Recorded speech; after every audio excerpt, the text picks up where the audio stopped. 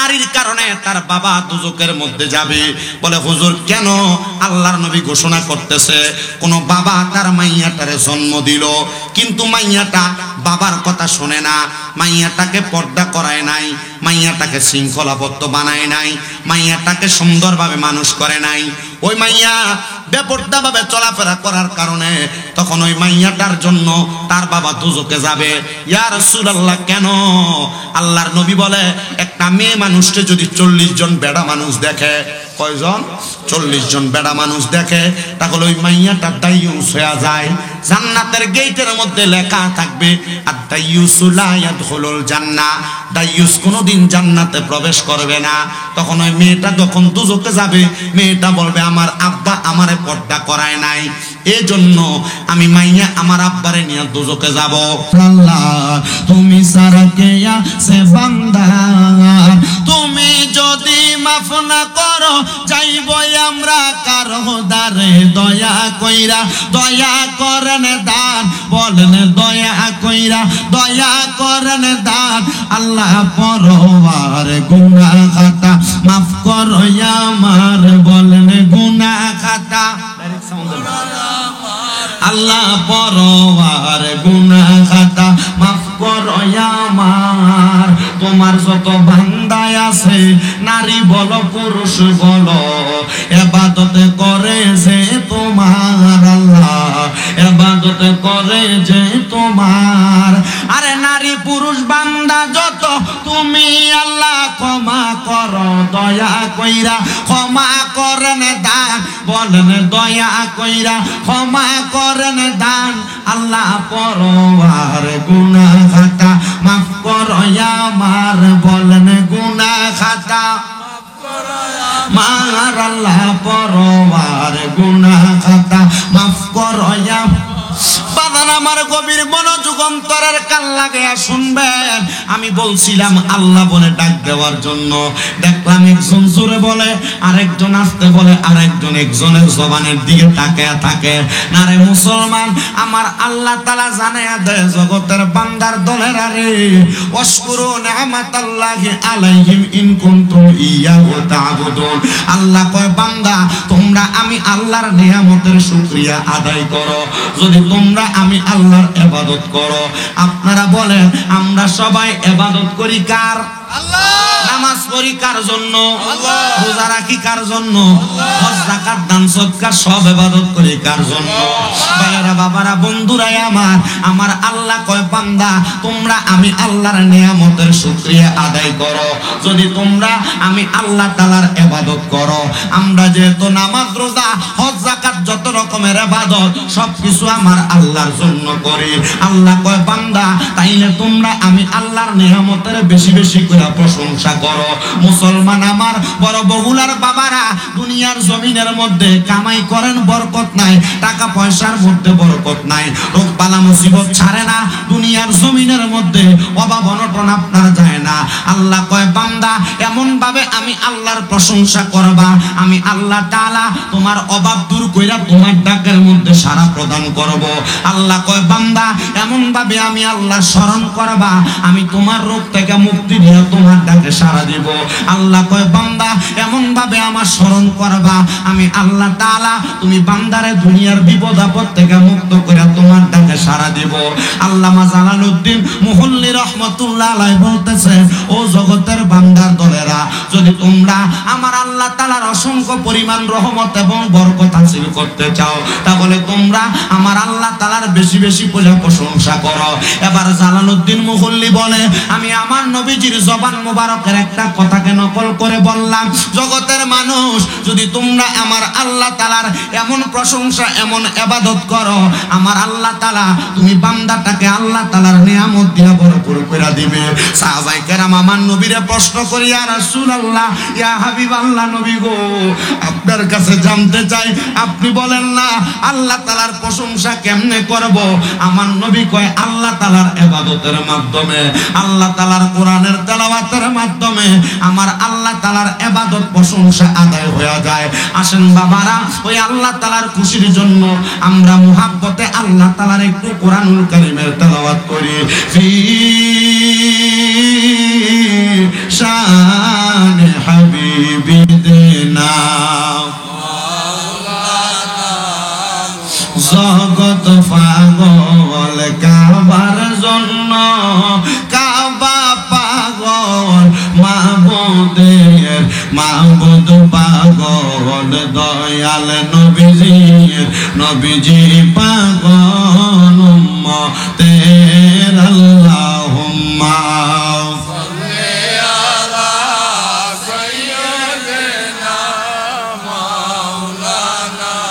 মুহাম্মদ ওয়ালা আলি সাইয়্যিদিনা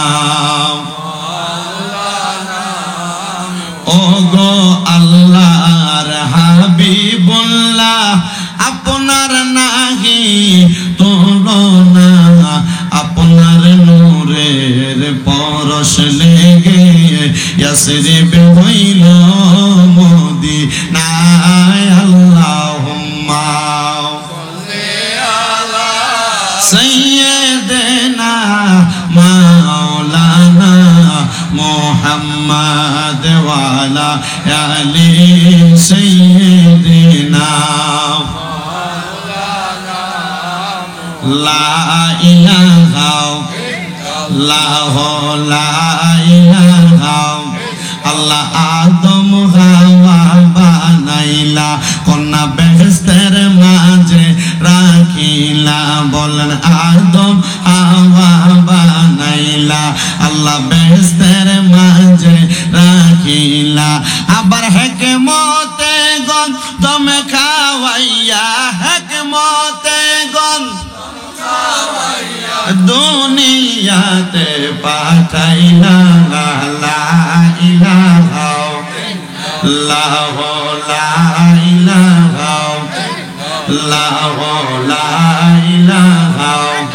আরে নামাজ রোজা সই রহনা, কেহ মা বাবার খেদমত সই রহনা। বলেন নামাজ রোজা সই রহনা, মা বাবার খেদমত সই রহনা। আমার নবীর দরুদ হইল না, বলেন নবীর আমার নবীজি তোমায় বলবে না। লা ইলাহা ইল্লাল্লাহ লা ইলাহা। আরে অনেক দূরে মদিনা, আমরা কেমনে যাব? মদিনা যাওয়ার দরকার নাই, দরকার আসেনি বাবা। ওই মদিনা দেখতে বড় সুন্দর। এতদিন মানুষের কাছে ওয়াজ করে করে বলতাম মদিনা কত সুন্দর, কিন্তু যখন মদিনা শরীফে নবী রওজা মুবারকের সামনে গেছি, কত মানুষকে দেখলাম নবী রওজা মুবারকের দিকে তাকায় তাকায় চোখের পানিগুলা ছাইরা দিয়া দিয়া কান্দে। কত মানুষকে দেখলাম নবী রওজা মুবারকের দিকে তাকায় তাকায় চোখের পানিগুলা ফালায় কান্দে। আমি অনেক বয়স্ক বয়স্ক মানুষ, দাড়ি পাকা মানুষ দেখছি যারা মদিনা শরীফের দিকে তাকায় এমন ভাবে কান্দে, ছোট বাচ্চা মানুষ এমন কান্দে তার চাইতে আরো বেশি কান্না করে। এত সুন্দর জায়গা, আমি শুধু মদিনা শরীফের দিকে তাকায় তাকায় বলছি আল্লাহ এত সুন্দর একটা জায়গার সামনে আমার আইনা দাঁড় করাইলা, এই মদিনা শরীফ দেখতে এত ভালো লাগে। আল্লাহ গো, আমরা যেই নবীর উম্মত ওই নবীরে দেখতে জানি কত ভালো লাগতো। আল্লাহ, জীবনের বড় বড় কয়েকটা আশার মধ্যে সবচাইতে বড় আশা ছিল মদিনা দেখা। আল্লাহ নবীর রওজা মুবারক দেখছি, এবার মরণের আগে একবার আল্লাহ তোমার হাবিবে কিবরিয়ারে ঘুমের ঘরে স্বপ্ন দেখতে চাই। এ আমার বড় বহুলার টাকাওয়ালা পয়সাওয়ালারা, এই বড় বহুলার সম্পদওয়ালারা, টাকা জমায়া জমায়া ব্যাংকের মধ্যে তুমি তোমার অ্যামাউন্ট বাড়াইতে পারবা, জমি কিন্না সম্পদ বাড়াইতে পারবা। পর্দার অন্তরালের আমার মা বোনেরা, স্বর্ণ গয়না কিনা তুমি তোমার স্বর্ণ গয়না বাড়াইতে পারবা। যদি নবীর উম্মত দাবি করো, এই সম্পদের মায়া ত্যাগ করো, স্বর্ণ গয়নার মায়া ত্যাগ করো। আল্লাহর কসম রে, হবিগঞ্জের কত পোলাপান কক্সবাজার ঘুরতে যাওয়ার জন্য 10, 15, 20 হাজার টাকা বাজেট করে। আমি বলবো, জীবনে ঘুরার শখ আর মজা যদি পাইতে চাও, মক্কা মদিনা যাওয়ার জন্য মাসে কমপক্ষে 500, 1000 টাকা কইরা জমাও। আমি আল্লাহর কাবা ঘরের সামনে গেছি, দেখছি কত যুবক পোলাপান সৌদি আরব কাজ করে, আর আল্লাহর কাবা ঘরের সামনে যাইয়া সাদা রঙের ইহরামের কাপড়টা লাগায়া ওই ছেলেগুলা যুবক মানুষ কান্না করে। আমার সাথীর একজন দোস্ত ওই কাবা ঘরের এরিয়ার মধ্যে ইলেকট্রিশিয়ানের কাজ করে। আমি তারে জিগাইলাম, আল্লাহর কাবা ঘরের সামনে দে থাকস, তোর কাছে কি মনটা চাই না কাবা ঘরের মধ্যে যে নামাজ পড়তি? একই দোস্তরে, কাজ যখন বন্ধ হয় আমি নামাজের ওয়াক্ত বরাবর এই কাবা ঘরের মধ্যে ইমামের পেছনে নামাজটা আদায় করি। আমি সৌদি আরব আসার পরে 3 বার উমরা হজটা করছি। আমি উমরা হজে যাওয়ার পরে দেখছি কত মানুষ আল্লাহর কাবা ঘরের সামনাটার মধ্যে, মানুষ তো তাওয়াফ করে বসার মতো কোনো ব্যবস্থা নাই। তাওয়াফের একবারে শেষ মাথায় মানুষ এই জায়গার মধ্যে দাঁড়ায় দাঁড়ায় নামাজ আদায় করে। মানুষকে দেখছি শুধু আল্লাহর কাবা ঘরের দিকে তাকায় তাকায় শুধু চোখের পানি ফালায়া কান্দে। আবার অনেক মানুষ দেখছি কাবা শরীফের 2টা জায়গা, একটা জায়গার নাম রুকনে শামি আর একটা জায়গার নাম রুকনে ইয়ামিনী। ওই রুকনে ইয়ামিনীর পাশে দিয়া মানুষগুলা কাবা ঘরের কালো গিলাপটা দইরা দইরা চোখের পানি ফালায়া ফালায়া কান্দে। আমার কাছে, আমি এই কাবা ঘর রুকনে ইয়ামিনীর কাছে যাইলাম, যখন আমি কাবার গিলাপটা ধরতেছি, আমি জোরে জোরে দোয়া করতেছি, আল্লাহ এই বছর আমি তোমার কাবার সামনে আসছি, আল্লাহ আগামী বছর যেন আমি আমার আম্মা আব্বা ছোট ভাইটার হলে তোমার কাবা ঘরের সামনে আসতে পারি। আমি যখন এই দোয়া করি, একটা লোক দেখছি একবারে কালো টাইপের লোকটা, আপনাদের হবিগঞ্জের লোকটা, কাবা ঘরের মধ্যে সুমা দিতেছে আর কইতাছে, হুজুর আমার ফুতরার লাগে একটু দোয়া করেন, আমার ফুতরার লাগে দোয়া করেন। আমি দেখছি রে লোকটা সন্তানের জন্য শুধু কান্দে। এই সন্তানেরা, মা বাবা তোমার সম্পদ দিয়া যাবে, টাকা পয়সা দিয়া যাবে, কিন্তু মা বাপরে কইবে সম্পদ এই টাকা পয়সা দিয়া যাবেন এটা পরের কথা। আমরা সন্তান আপনাদের কাছে টাকা পয়সা চাই না, আপনাদের সম্পদের এক জায়গা দিয়ে একটু বিক্রি কইরা আগে আল্লাহর কাবা ঘরটা দেখার জন্য যান। পর্দার অন্তরালে যে মা বোনেরা শুনতেছেন, 2-3 ভরি স্বর্ণ থাকলে 1 ভরি তাড়াতাড়ি বিক্রি করে দাও, বিক্রি করে আল্লাহর কাবা ঘরে যাওয়ার জন্য প্রচেষ্টা চালাও। দেখবারে ওই কাবা ঘরের সামনে গেলে অন্তর ঠান্ডা হয়ে যায়। মদিনা শরীফের পাশে একটা কবরস্থান, যেটার নাম জান্নাতুল বাকি কবরস্থান। এটার মধ্যে যায় যখন ফজরের নামাজটা পড়া, তুমি একবারে ফজরের বাতাসটা নেওয়ার জন্য ওই কবরের মধ্যে ঢুকবা, জান্নাতুল বাকির মধ্যে ঢুকবা, তোমার অন্তরটা ঠান্ডা হয়ে যাবে, মনটার মধ্যে শান্তি পাইবা, শান্তি। 10,000-এর উপরে সাহাবায়ে কেরাম জান্নাতুল বাকির গোরস্থানের মধ্যে শুয়ে রয়েছে। এবার আপনারা বলেন, যে মদিনা শরীফের আশেপাশে ঘুরলে আশিকের মনটা শান্তি হয়, যে মক্কা শরীফের আশেপাশে ঘুরলে মনটা শান্তি হয়। আমরা সবাই ওই মক্কা মদিনা যাইতে চাই কি চাই না? যারা যারা যাইতে চাই ডান হাত তুলে আমার আল্লাহকে দেখায়, আর জবানটা খুলে একটা তাকবীর দেই, না রে তাকবীর।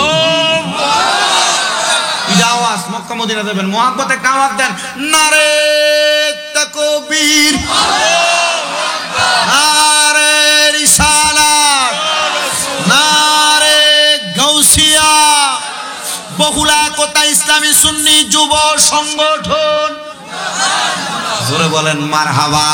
তাহলে আমরা সবাই মদিনা যাইতে চাই কি চাই না? তাহলে সবাই জোরে বলেন, দয়াল আল্লাহ দয়া করেন, দয়া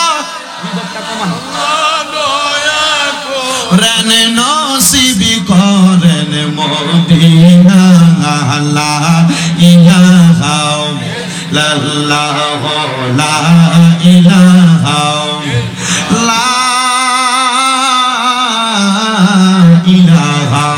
ইল্লাল্লাহ মুহাম্মাদুর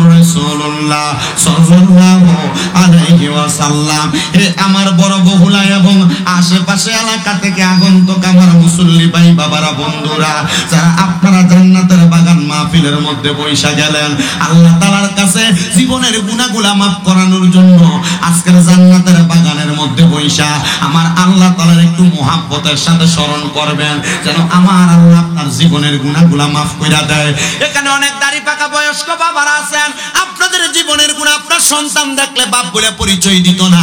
অনেক যুবক ভাইরা বসছেন, আপনার মা যদি আপনার গুনাহগুলা দেখতো আপনারা ফুট বলে পরিচয় দিত না। এলাকার মানুষ আপনার আমার গুনাহগুলা দেখলে আমরা সমাজের মধ্যে তারা জায়গা দিত না। ওই আল্লাহ এত দয়াবান, ওই আল্লাহ এত মায়ার আল্লাহ, আপনার আমার গুনাহগুলা গোপন করে রাখছে। একবার চিন্তা করে দেখেন, আল্লাহ যদি আমরার কপালটার মধ্যে লিখে দিত আমরা মিথ্যাবাদী, মানুষ আমরারে মিথ্যাবাদী করে ডাকতো। আমরা যে নামাজ পড়ি না, আল্লাহ যদি আমরার কপালে লিখে দিত আমরা বেনামাজি, তাহলে মানুষ আমরারে বেনামাজি করে ডাকতো। চিন্তা করেন, আমরা যে দুনিয়া জমিনের মধ্যে কত রং বেরঙের কাজ করি, যদি আল্লাহ আমরারে এই কপালের মধ্যে আমরার গুনার খবর লিখে দিত, মানুষ আমরারে গুনাহগার গুনাহগার করে ডাকতো। আল্লাহ তুমি আমরার গুনাহগুলা গোপন করে রাখছো গো আল্লাহ, তোমার মতো দয়াবান, তোমার মতো মায়াবান আর কেউ নাই। ও আল্লাহ, আমরার জীবনের গুনাহগুলা তুমি মাফ না করলে আর কেউ মাফ করবে না। ও বাবারা, বন্ধুরা, আল্লাহ তাআলার কাছে ক্ষমা প্রার্থনা করার জন্য নিজের কলবটার মধ্যে একটু ধাক্কা দিয়া আমার আল্লাহ তাআলার একটু ইসতিগফারের জিকিরের মধ্যে মশগুল হয়ে যাবেন। জবানটা খুইলা আমার আল্লাহকে মুহাব্বতের আওয়াজে জোরে জোরে ডাকবেন, আল্লাহ আল্লাহ আল্লাহ আল্লাহ আল্লাহ আল্লাহ আল্লাহ আল্লাহ আল্লাহ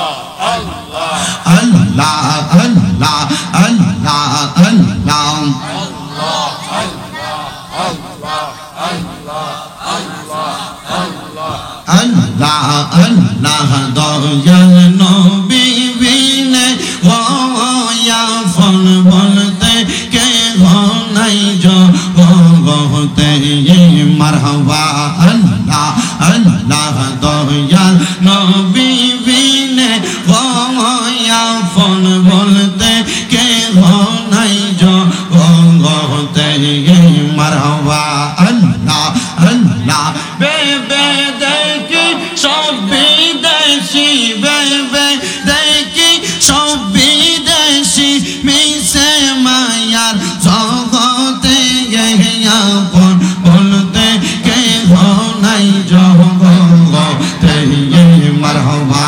আল্লাহ আল্লাহ জালা তোমার ওদি কয়া পবন তারা সবাই মিলে মিশে পড়াইবে কা পবন মারহাবা। আল্লাহ আল্লাহ মাটির নিচে করবে দাফন, মাটির নিচে করবে দাফন গো মারহাবা। মাটির নিচে করবে দাফন, করে থাকতে দিবে না আপন বলতে কে নাই জগতে আমার দয়াল নবী বিনে আপন বলতে কে নাই জগতে মারহাবা। আল্লাহ আল্লাহ গৌরের সন্তান আছে সাহারা, জন্মের মতো বিদায় করে দিবে তাহারা মারহাবা। আল্লাহ আল্লাহ আল্লাহ আল্লাহ আল্লাহ আল্লাহ কত মানুষ বলে কথা, কত মানুষ বলে কথা, কিন্তু কে যাবে না আপন বলতে কে নাই জগতে আমার দয়াল নবী বিনে আপন বলতে কে নাই জগতে মাশাআল্লাহ। আল্লাহ আল্লাহ ও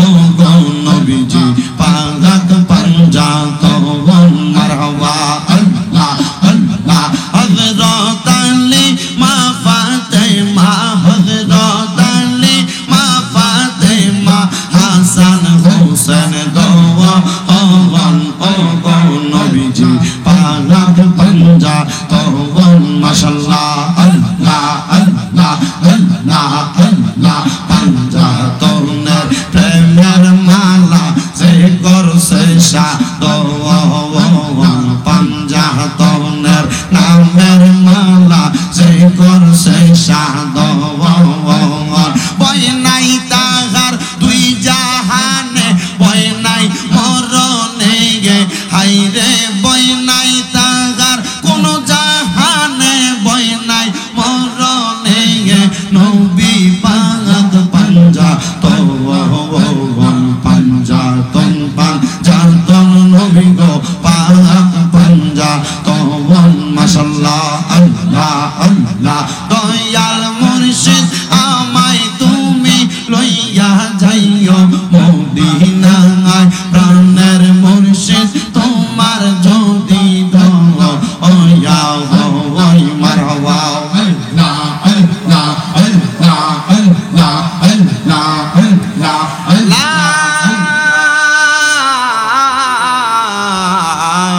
ইলাহা ইল্লাল্লাহু মুহাম্মাদুর রাসূলুল্লাহ সাল্লাল্লাহু আলাইহি ওয়াসাল্লাম জবান খুলে উচ্চ কণ্ঠে জোরে পড়ি সাল্লাল্লাহু আলাইহি ওয়াসাল্লাম সবাই পড়ি আলহামদুলিল্লাহ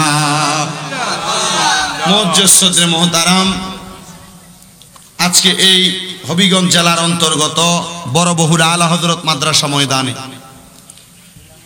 একতা ইসলামী সুন্নি যুব সংঘের উদ্যোগে ১৬তম সুন্নি সম্মেলনের সম্মানিত সভাপতি সম্মানিত সহসভাপতি বৃন্দ মূল্যবান তকরির করেছেন সম্মানিত আলোচক বৃন্দ মাহফিলের পরিচালক বৃন্দ সহ ডাইনে বামে সামনে মাইকের আওয়াজ যতদূর যাচ্ছে যারা শুনছেন সবাই মহান আল্লাহ তাআলার প্রশংসা করে একবার উচ্চ কণ্ঠে পড়ি আলহামদুলিল্লাহ। আওয়াজটা একবার একটু তিতা টাইপের হয়েছে, একটু মোহাব্বতের আওয়াজে পড়েন না আলহামদুলিল্লাহ। আপনাদের মাহফিলে যদি হিসাব করে গণেন তাহলে এই বহুল এলাকায় অনেকবার হইলো এই মাহফিলে চাইবার কয়বার। যেহেতু আমি আপনাদের মাহফিলে পুরান মানুষ, আমি চেষ্টা করব আপনাদেরকে আমার ধারাবাহিক আলোচনার একটা সাবজেক্টের উপরে কথা বলে শোনানোর জন্য। তবে আমার কাছে বড় কষ্ট লাগছে, আমি যখন খাবার খাইয়া সালাম ভাইয়ের ঘর থেকে বাইরে হয়ে এখানে আসতেছি, একটা ছেলে আমার কানে কানে কয়, হুজুর একটু ওয়াজ করেন। এলাকার অনেক মহিলারা স্বামীদের কথা শোনে না এবং স্বামীদের অবাধ্য হইয়া চলে। তখন বুঝলাম মনে হয় আসলে এই ফলার বোর্ডেই মনে হয় আসলে এক নাম্বার তার কথাটা শুনে। আমার মনটার ভিতরে লাগলো কতটা কষ্ট অন্তরে পাইলে একটা স্বামী তার স্ত্রীর ব্যাপারে এই কথা বলতে পারে, কতটা কষ্ট পাইলে একটা স্বামী তার স্ত্রীর ব্যাপারে অভিযোগটা অন্যভাবে ঘুরে বলতে পারে। আমি বলবো ও বড় বহুলার মা, আজকের ওয়াজটা আপনাদের জন্য, আজকের ওয়াজটা আপনারা যারা এখানে আছেন আপনাদের জন্য, যে ভাই বাবার এখানে শুনতেছেন আপনাদের জন্য, যারা বিয়ে করেন নাই এটা আপনাদের জন্য। কেন? একটু মনোযোগ দিয়ে শুনবেন। আশা করি এ বয়ান থেকে যারা বিয়াতা তারা উপকার পাবে, যারা আবিয়াতা তারা উপকার পাবে, যারা বাড়ি ঘরে মা বোন আছেন তারা উপকার পাবে। তো সোশ্যাল মিডিয়ার মাধ্যমে যে ভাইরা প্রচার করতেছে সবগুলা দেখছেন তো আপনারা, এরা মোটামুটি যেভাবে প্রচার করে, এরা এক একজন মোটামুটি হবিগঞ্জের এমপি মন্ত্রী যারা আছে তার থেকে বেশি ক্ষমতাবান। এমপি মন্ত্রীরা ফোন কলের মাধ্যমে ক্ষমতা আদান প্রদান করে লড়াই ছাড়ায়, আর তারা ভিডিও ক্যামেরার মাধ্যমে ক্ষমতা আদান প্রদান করে। এজন্য তারার প্রতি নজর রাখবেন, মোটামুটি তারা যেন একটু লড়ছন না করে, আর যদি পারেন একটু খানা দানা বা উঠবাদা মাইনা তারা দিবেন। আচ্ছা, এবার আপনারা যারা বসছেন আপনারা বলেন, পরিবার সংসার নারীদের ঝামেলা হবিগঞ্জ বহুল এলাকায় নাই, স্বামীদের অবাধ্য বহুলা গেরামেন না, আমি নাই কইছি বহুলা বইয়ের নাম নেই, ঠিক আছে মাশাআল্লাহ। মার কথা কইছে না তো, বউর কথা কইছে।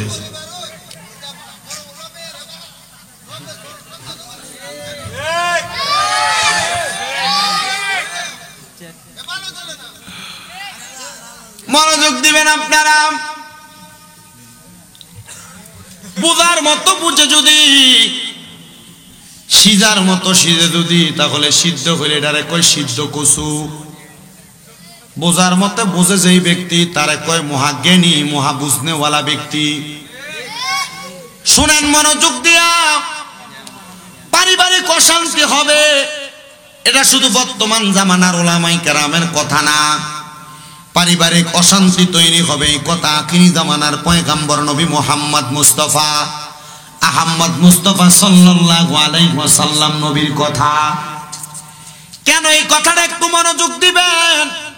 যারা বুঝেন তারাও বুঝবে, যারা বুঝে না তারাও বুঝবে। নবীজির একটা হাদিস শরীফ আপনারা লক্ষ্য করবেন। কেন পরিবারের মধ্যে অশান্তি তৈরি হয়, তখন আপনারা এই তিনটা জিনিসের মাধ্যমে বুঝবেন।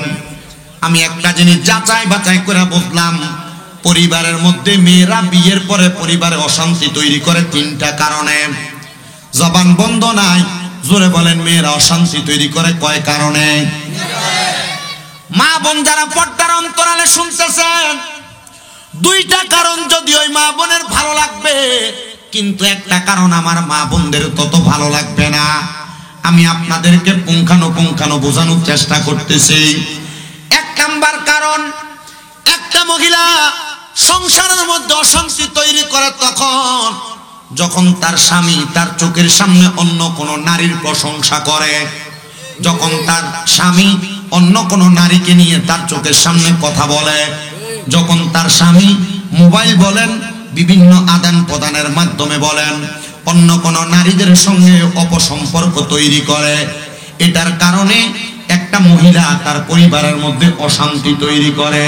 কারণ একটা মহিলা কখনো চায় না তার স্বামীর ভাগটা অন্য কাউকে দিতে।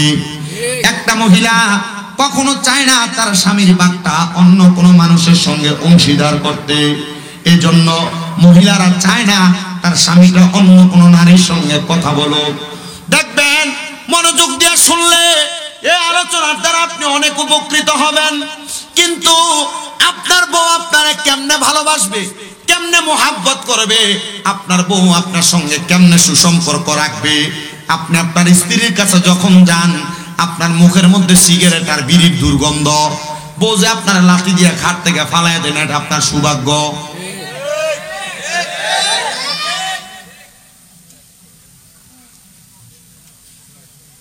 একটু মনোযোগ দেন।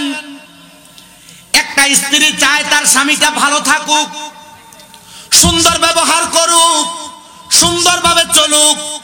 কিন্তু যখন তার স্বামী এমন ভাবে বেপথে চলে যায়, তখন ওই নারীটা সংসারের মধ্যে বিভিন্ন ঝামেলা তৈরি করে, স্বামীর সঙ্গে বিভিন্ন কাবজাব তৈরি করে। স্বামী তখন রাগান্বিত হইয়া ওই মেয়ের উপর আক্রমণ চালায়, আঘাত করে। দুই নাম্বার কারণ হইল, একটা পরিবারের মধ্যে ওই মেয়ের শ্বশুর শাশুড়ির অত্যাচার। শ্বশুর শাশুড়িরা নিজের মেয়েকে যেইভাবে দেখে, তার ছেলের বউটাকে সেইভাবে দেখে না। নিজের মাইয়ারে যেমন ইজ্জত করে, সম্মান করে, ভালোবাসা দেয়, শ্বশুর শাশুড়িরা ছেলের বউটারে তত ইজ্জত সম্মান ভালোবাসা দেয় না। বেরি চায় ওনার মাইয়া জামাইয়ের বাড়িতে গেলে সকালবেলা একটু আরাম করে ঘুমাক, কাজকর্ম কম করুক, কিন্তু চায় নিজের ছেলের বউটা ঘরের মধ্যে বেশি বেশি কাজ করুক, সবার জামা কাপড় গুলা ধোক। না না না, একটা মেয়ে তখনই সংসারের মধ্যে অশান্তি তৈরি করে যখন একটা মহিলা তার শ্বশুর শাশুড়ির কাছ থেকে কেমন টর্চারের শিকার হয়। তিন নাম্বার কারণ হইল, একটা মেয়ের মায়ের কুবুদ্ধির কারণে, এটা মহিলারা মানতে রাজি না যে তার মা যে তার কুবুদ্ধি দেয় সংসারের ভিতরে, আর তার মায়ের দু একটা কথার কারণে যে সে অশান্তি তৈরি করে। ওই মেয়ের মায়ের কিছু কুবুদ্ধির কারণে স্বামী কি ইনকাম করে, স্বামী কত টাকা কামাই করে আনে, রাত্রবেলা স্বামী থেকে ভালো করে হিসাবটা নিবা, দেখবা তার মাকে, তার বোনকে, তার ভাইকে এখান থেকে কোনো টাকা পয়সা দেয় কিনা। যদি দেখো তাহলে তুমি কিভাবে এটা রাখবা তোমার কাছে, এটা তোমার বিষয়, কারণ তোমারও তো একটা ভবিষ্যৎ আছে। এমন কান পড়া দিয়া ওই মেয়ের মাথা নষ্ট করে দেয়, এমন অবস্থা আছে না নাই? আছে না? এমন অবস্থা আছে। এবার এবার এই মাতালারে আছে বলে এমন অবস্থা আছে। মনোযোগ দিবেন, ধৈর্যের সাথে বয়ান শুনবেন। কেন মহিলারা এমন উগ্র হয়ে যায়, অস্থিতিশীল হয়ে যায়? কেন মহিলারা ঝগড়া ফাসাদ করে, স্বামীর সঙ্গে খারাপ ব্যবহার করে? যদি না করত ওই ছেলেটা এমন ভাবে বিচার দিত না। এবার আসেন, আল্লাহর নবী বলে একটা পরিবারের মধ্যে একটা মহিলার কারণে 4 প্রকারের পুরুষ মানুষ দুজকের মধ্যে চলে যাবে। এর মধ্যে 1 নাম্বার কারণ হইল মহিলারা বেপরদা চলাফেরা করা। যেই মহিলারা বেপরদা চলাফেরা করে, উগ্রভাবে মসজিদে, মার্কেটে, দোকানে, বাজার হাটের মধ্যে চলাফেরা করে, অথবা অনেক মহিলাদেরকে দেখবেন গার্মেন্টসে, অফিস আদালতে চাকরি করে, এগুলা করার কারণে সে তার নিজের ইনকাম দিয়ে সংসার চালানোর কারণে সে মনে করে আমার স্বামীর আবার কিসের পাওয়ার, আমি আমার টাকা দিয়ে সংসার চালাই, আমার কথার উপরে কোনো কথা চলবে না। আর আল্লাহর নবীর প্রখ্যাত হাদিস বিশারদ হযরতে আনাস ইবনে মালিক রাদিয়াল্লাহু তাআলা আনহু বলে, যেই ঘরের মধ্যে কোনো মহিলার কথায় সংসার চলবে, কোনো মহিলা তার স্বামীকে ধমক দিয়ে কথা বলবে, কোনো মহিলা তার কথা দ্বারা তার পরিবারকে, ঘরকে পরিচালনা করার চেষ্টা করবে, মনে করবা জাহান্নাম বেশি দূরে নয়, ওই মহিলাকে দিয়ে আল্লাহ তাআলা জাহান্নামের লাকড়ি বানাইবো। বলে হুজুর কেন? শুনেন বাবারা, আপনি আপনার স্ত্রীটাকে 1 নাম্বার আল্লাহ তাআলার কোরআনের আইনের পকা আইনের মাধ্যমে চালাইবেন। আল্লাহ কয়ওয়া করে না, ফি বুয়ুতিকুন্না ওয়ালা তাবাররাজনা তাবাররুজাল জাহিলিয়াতিল উলা। আল্লাহ কয়, হে জগতের মানুষ, তোমরা তোমাদের মহিলাদেরকে জাহিলিয়া যুগের মহিলাদের মতো বের হতে দিবা না। যদি তোমার মহিলা জাহিলিয়া যুগের মহিলারা যেমন ভাবে চুল ছাইরা দিয়া, পেট দেখায়া, কাপড়গুলা ছোট ছোট পইরা রাস্তার মধ্যে বের হইতো, তখন তোমার স্ত্রীটা তোমার কন্ট্রোলের বাইরে চলে যাবে, আনকন্ট্রোলফুল হয়ে যাবে। এইটা করার কারণে আল্লাহ তাআলা তোমার ঘরের মধ্যে অশান্তি তৈরি করে দিবেন। হুজুর জানতে চাই কিভাবে? আল্লাহর নবী বলতেছেন, দুনিয়ার জমিনের মধ্যে এমন অশান্তি তৈরি হয় কয়েকটা কারণে, শুইনা নাও গো উম্মত। একটা কারণ হইল, এই অশান্তি যখন তৈরি হয়, অশান্তিটা করার জন্য মেয়েটা স্বামীটার সঙ্গে প্রথম ভালো ভালো ভালো চলে, কিন্তু ওই মেয়েটার স্বামী যখন মেয়েটার সরলতার সুযোগ নিয়ে অপভাবে তার সময়টা অন্য জায়গার মধ্যে ব্যয় করে, তখন মেয়েটা আর পরিবারের মধ্যে ভালোভাবে সময় দেয় না। এবার শুনেন, নবীজি সাল্লাল্লাহু আলাইহি ওয়াসাল্লাম বলতেছে, একটা নারীর কারণে 4 প্রকারের পুরুষ মানুষ দোজখে যাবে। একটু মনোযোগ দিলে বুঝবেন। 1 প্রকার, একটা নারীর কারণে তার বাবা দোজখের মধ্যে যাবে। ইয়া রাসূলুল্লাহ, ইয়া হাবিবাল্লাহ, কেন একটা নারীর কারণে তার বাবা দোজখের মধ্যে যাবে? বলে হুজুর কেন? আল্লাহর নবী ঘোষণা করতেছে, কোন বাবা তার মাইয়াটারে জন্ম দিল, কিন্তু মাইয়াটা বাবার কথা শুনে না, মাইয়াটাকে পর্দা করায় নাই, মাইয়াটাকে শৃঙ্খলাবদ্ধ বানায় নাই, মাইয়াটাকে সুন্দরভাবে মানুষ করে নাই, ওই মাইয়া বেপরদা ভাবে চলাফেরা করার কারণে তখন ওই মাইয়াটার জন্য তার বাবা দোজখে যাবে। ইয়া রাসূলুল্লাহ কেন? আল্লাহর নবী বলে, একটা মেয়ে মানুষকে যদি 40 জন বেড়া মানুষ দেখে, কয়জন?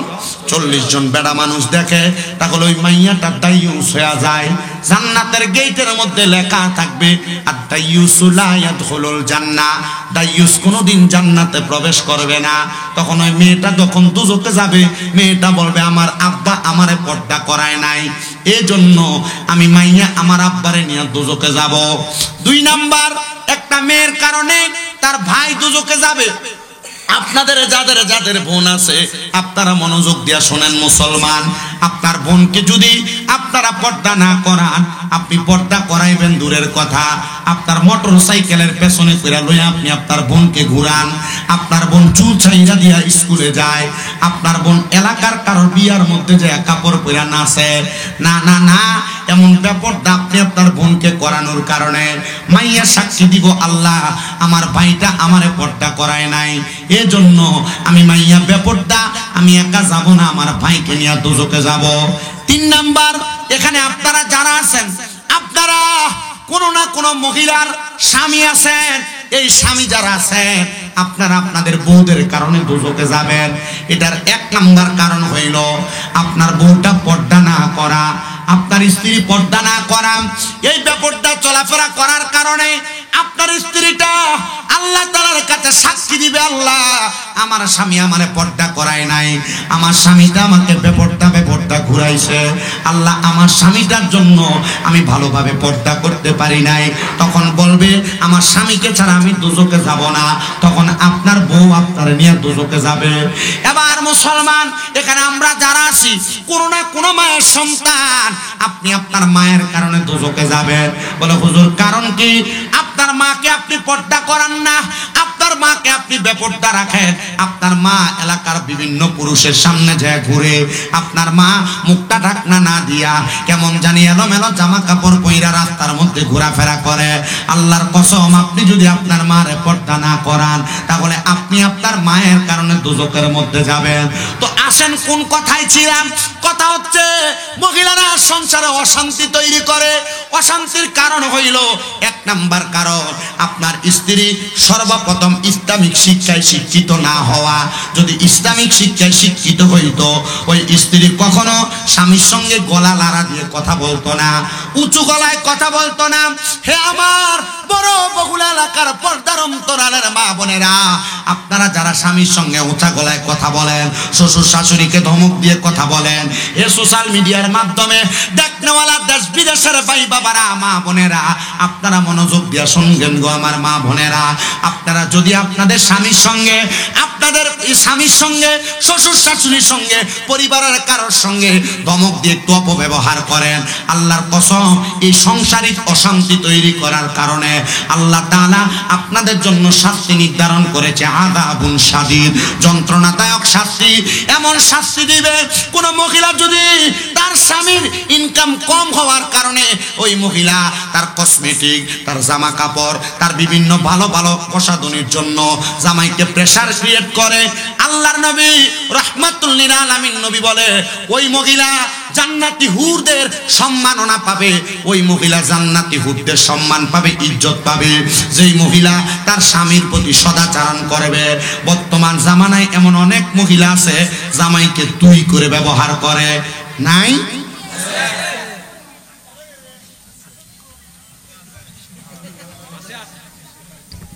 আসেনি? বহুলা নাই?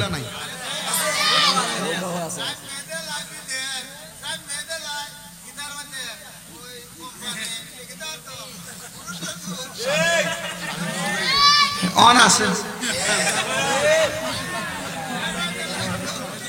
আমি আমার আর দেখছুননি, নতুন নতুন না চাচা তো রসিক মানুষ, দেখুন না নি ফান খাইতো, ফান আসিনি আব্বা, ফান আসিনি মুখে। এই মাহফিল কমিটির এটা আসিস রে, একটা ফান দাও, ওয়াজ ওটা কামে লাগবো নি, এটা আপনার বাইনি মারহাবা। আপনাদের কষ্ট হচ্ছে,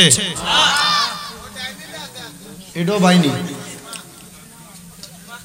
আস্থা পরিবার আপনার অবস্থা গোষ্ঠী ওখানে দেখছেন নি ভাইছে, আল্লাহ তোমার কবুল করতো, আরো বংশ দিত তোমার। ওয়াজে না নষ্ট হইতো না, আপনার কি কষ্ট হইব? আমি যদি এই ওয়াজে থাকি অসুবিধা হবে না তো? জিকির প্রয়োজন আবার করে দিয়ে দেবো ইনশাআল্লাহ, রাজি আছেন? আল্লাহ যেন কবুল করে, কোন আমিন। তো যেই কথার মধ্যে ছিলাম, কোন মহিলা যদি তার স্বামীর সঙ্গে উঁচা গলায় কথা বলে, কি গলায়? উঁচা গলায় কথা বলে, তাহলে ওই মহিলা তার স্বামীর জান্নাতি হুরদের খেদমত পাবে না। আল্লাহর নবী রাহমাতুল লিল আলামিন নবী আমার ঘোষণা করেন, হে আমার জগতের মহিলার দলেরা, অন্ধকার কবরে যাওয়ার পরে একজন মহিলাকে আল্লাহ তাআলা কত সম্মানিত করবে, কত মর্যাদাবান বানাবে, শুনে নাও। ইয়া রাসূলুল্লাহ, ইয়া হাবিবাল্লাহ, নবী গো আপনার কাছে জানতে চাই কত সম্মানিত করবে। নবী আমার বলে একজন মহিলাকে 40 জন করে হুর আলাদা করে দিয়ে ওই 40 জন হুর মহিলাদের সরদারি নিয়ে আল্লাহ তাআলা একজন মহিলাদেরকে বানাইব।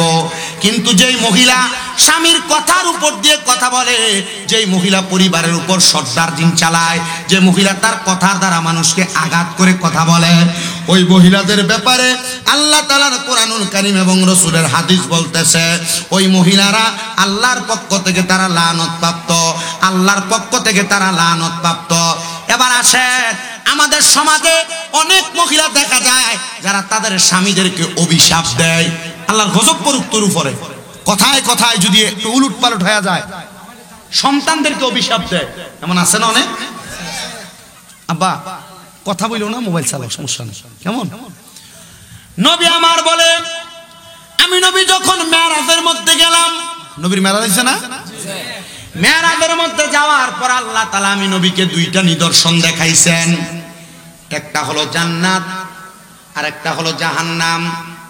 জান্নাত দেখলাম বড় সুন্দর, কিন্তু আমি নবীজি মেরাজের মধ্যে যাওয়ার পর জাহান্নাম যখন আমি নবী দেখলাম, আমি দেখলাম জাহান্নামের মধ্যে 3 শ্রেণীর মহিলাদেরকে শাস্তি দেওয়া হইতেছে। ইয়া রাসূলুল্লাহ, ও মায়ান নবী কারা? নবী আমার বলে, 1 নাম্বার আমি নবী দেখলাম এক প্রকারের মহিলাদের চুলের মধ্যে ধইরা আগুনের মধ্যে উপর থেকে তাদেরকে সেক দেওয়া হইতেছে।